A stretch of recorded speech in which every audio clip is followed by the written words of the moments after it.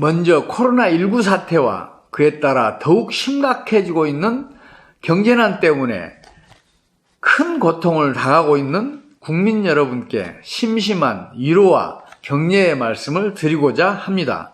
그러나 코로나19 사태를 정책 실패의 변명거리로 삼지 않기를 간절히 바랍니다. 정책 당국이 만약 코로나19 사태를 정책 실패의 책임 회피 수단으로 삼는다면 경제난에서 벗어날 길을 좀처럼 찾을 수가 없을 것이기 때문입니다. 지금 당장이라도 경제정책이 실패해서 벗어나기만 하면 코로나19 사태의 경제적 타격을 얼마든지 성공적으로 극복할 수 있을 것입니다. 다만 지금 우리가 겪고 있는 경제난의 성격을 정확하게 이해해야 경제정책을 성공시킬 길을 비로소 찾을 수가 있을 것입니다.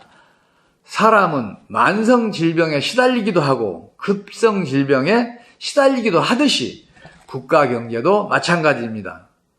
1998년에 외환위기가 급성질병이었다면 지금의 경제난은 만성질병이라고 진단할 수 있습니다.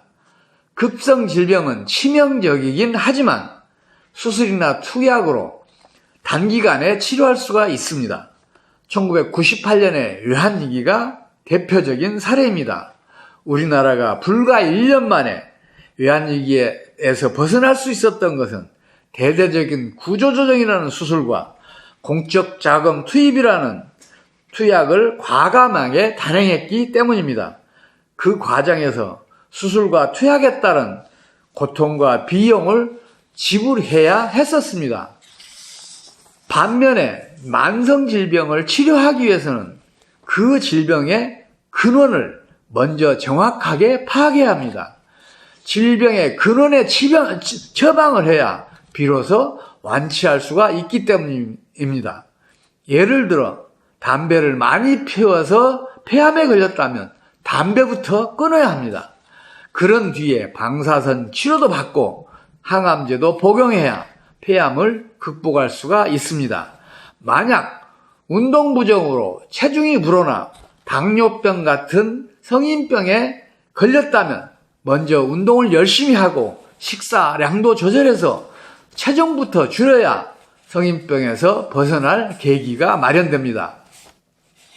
다만 만성질병의 경우에는, 특히 경제적 만성질병인 경우에는 그 근원이 무엇인지를 찾는 것이 비교적 어렵습니다. 그 근원이 오래전에 발생했을 것이기 때문입니다. 특히 국가 경제가 만성질병에 걸렸을 경우는 더욱 그렇습니다. 아니, 그 근원을 찾는 일을 좀처럼 하지 않고 있는 게 우리 현실입니다. 경제정책 당국은 물론이고 경제 전문가들조차 마찬가지입니다. 오랜 세월을 거슬러서 근원을 찾아가는 것은 어렵고 힘겹기 때문일 것입니다. 그저 만성질병이 일으키는 당장의 증상에만 집착하는 것이 보통입니다. 그래서 경제난이 좀처럼 풀리지 않고 있는 것입니다. 이래서는 안 됩니다. 현재의 경제난이 일어난 시점을 반드시 찾아가야 합니다. 그래야 어떤 정책들이 경제난을 일으켰고 또 다른 어떤 정책들이 경제난을 더욱 심화시켰는지를 파악할 수가 있습니다.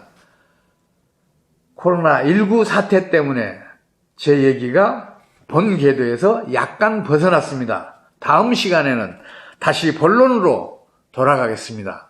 각 정권의 경제정책 실패를 하나하나 다뤄보도록 하겠습니다. 감사합니다.